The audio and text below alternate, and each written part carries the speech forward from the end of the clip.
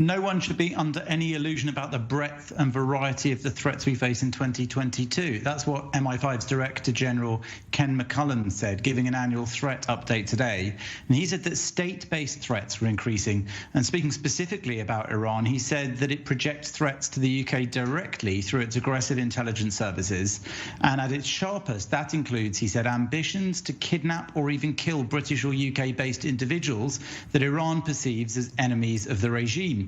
And he said that we've seen at least 10 such potential threats since January alone, and that the UK works at pace with domestic and international partners to disrupt what he called completely unacceptable activity on the part of the Iranians. And of course, he mentioned that the Foreign Secretary made clear to the Iranian regime just last week that the UK won't tolerate intimidation or threats to life towards journalists or any individual living in the UK. Right. So what are they going to do in actual acts?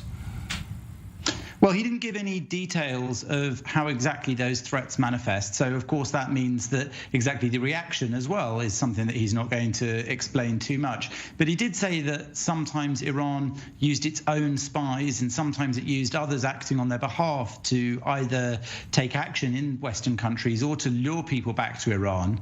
And he said that the ongoing protests sweeping Iran could signal profound change. But that trajectory, he said, was uncertain for now. For now, though, he said that the regime is resorting to violence to silence critics and that Iran and its proxies remain profoundly destabilizing in the region and beyond.